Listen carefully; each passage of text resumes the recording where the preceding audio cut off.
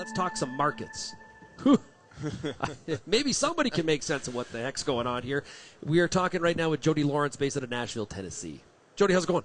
Fine, Shaun. Good to be back on, and enjoyed the company last night, getting out and seeing everybody, and good walking around today, seeing all the exhibitors. And I guess the little kid and everybody likes to go kick the tires on the tractors and see the big machinery. So absolutely, it's always a great event to come to.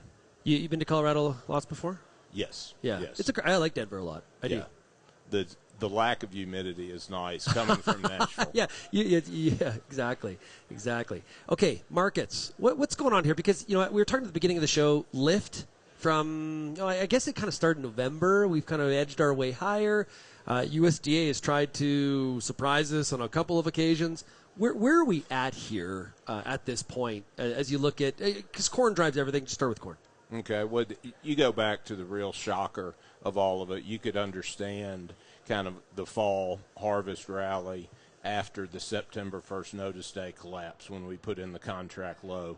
But since then, the real black swan of the event was the January 10th report, where they cut yield by 3 bushels and took 250 million bushels out of carryover, and that initiated the 45 cent rally that we had everything of until the last 7 trading days, when profit taking first notice day for March futures, much like the September, and then of course all the tariff certainty, uncertainty, back to certainty has really just spooked everybody in the markets, because the markets don't like uncertainty. Well, how is the market, that's all we have. How is the markets viewing tariffs? Because I had one analyst tell me that, honestly, when I look at my analysis and tariffs, I can't even look at the tariffs because it's such a wild card in terms of happen, not happen.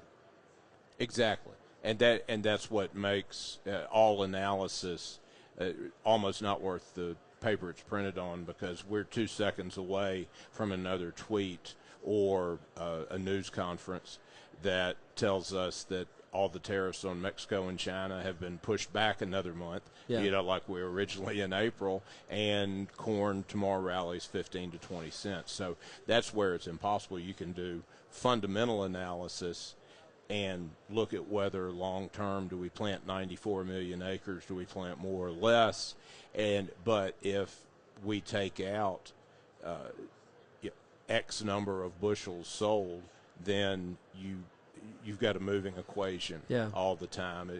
A Rubik's Cube that's fighting back. What's your corn? What's your planted number?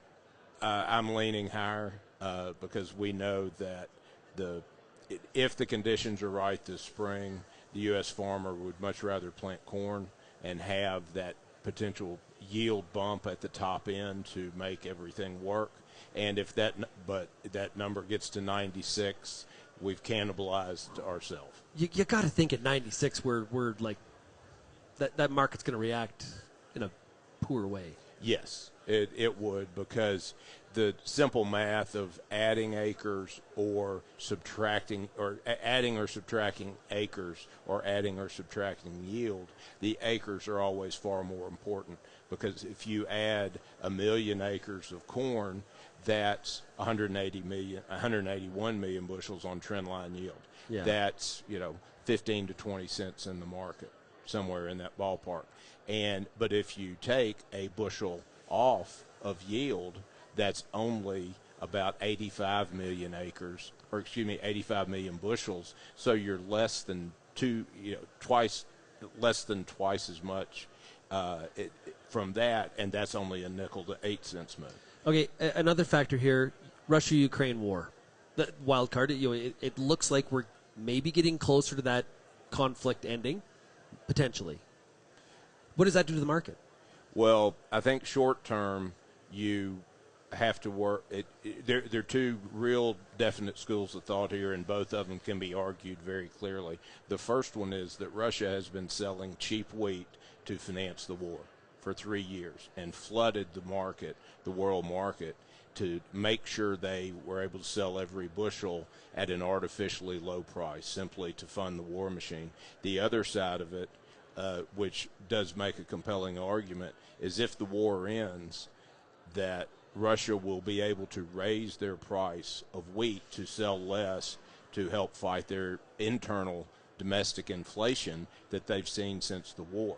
So there are two really good arguments, and I tend to lean to the fact that Russia would raise prices because they would not need all of that money. It was, somebody told me it was, $100 million a day or some ridiculous figure to do that. So $3 billion a month to fight the war.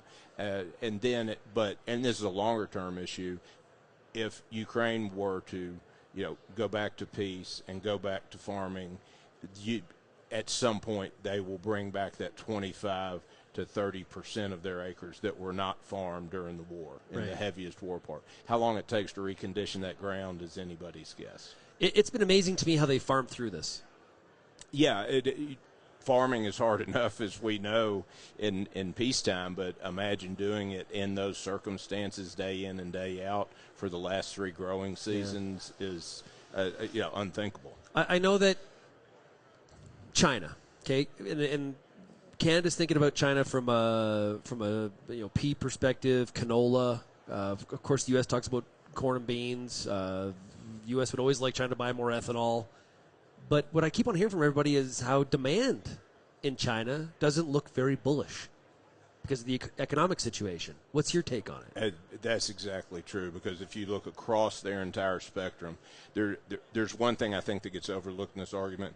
They are producing more corn internally. Their yields are going up and their planted acreage are going up. Not substantially to a point where they won't be, or where they would be self-sufficient. So that's one part of why their demand's down. But since COVID, and we're coming on, in a couple of weeks from the 5-year anniversary, which is hard to believe. Yeah. When they shut down longer than the rest of the Western world, much harsher, and their economy is still struggling from that. And they've had 2, maybe 3, huge stimulus packages that didn't get the traction that they were hoping for. So for the rest of the world, China's economy is a big, big deal, even if it doesn't directly mean, because of the tariffs or trade war, they're buying from the U.S. Yeah, I was talking to Jim Wiesmeyer from Pro Farmer, and he speculates that we're going to see a major trade deal again between the U.S. and China. I call it phase 1.5 or phase 2, whatever number we attach to it. And I guess if that is announced, one of the things I'm skeptical about is you can't have both. You can't have weak Chinese demand and saying that we're going to have this big trade deal between the U.S. and China on exportable commodities. So how does that all resonate, and how does that impact the markets? Well, I think that's really the thing, and why China is in a really good leverage position in all these negotiations. We can't force them to buy something they don't need. Right. And that really is what it comes down to, and boil it down to its simplest form. We can add tariffs on a bunch of stuff that they haven't been buying for the last 2 or 3 years, and it really won't matter because they simply don't need it, have produced a little bit more of their own. So that's the hard thing. You can't have a really weak Chinese economy and demand and then expect to have some new massive trade deal come out of it. What's the one thing we should be watching for in these markets in the next quarter? Gosh, next 3 months, critical weather, South America, March. You've got safrinha corn pollination coming up in Brazil. Their harvest of beans almost over. Their planting of the safrinha crops going extremely well under very good conditions. So South American weather.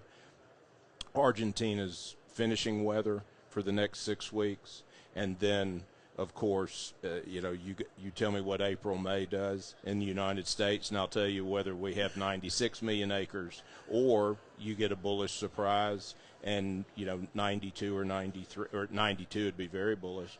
And I was in Nebraska last week with one of the head meteorologists for the western part of the country, for NOAA, and he says he sees a lot of similarities in this pattern between 2019, when the eastern Corn Belt, Indiana in particular, was soaked, and we lost 7-8 million acres to prevent plant, and a continued drought in the western Corn Belt.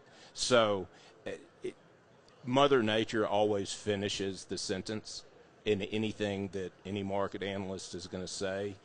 But if 2019 weather came back, and we wouldn't even need to, certainly wouldn't want that type of crop loss.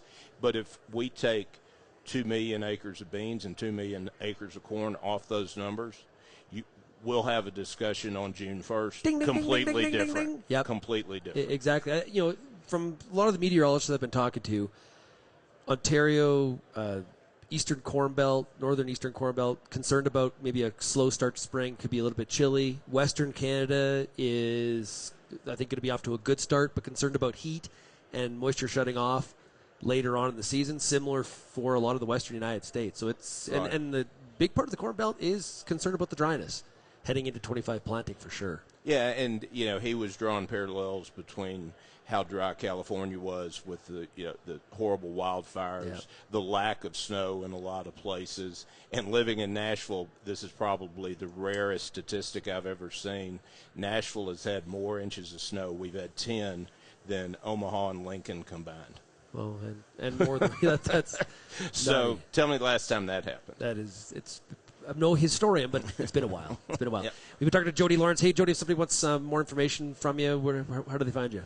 Always give me a call, 615-948-2378. Reach out to us, through email. You can reach out to Brady at blawrence@rcmam.com or jblawrence@comcast.net. Great stuff.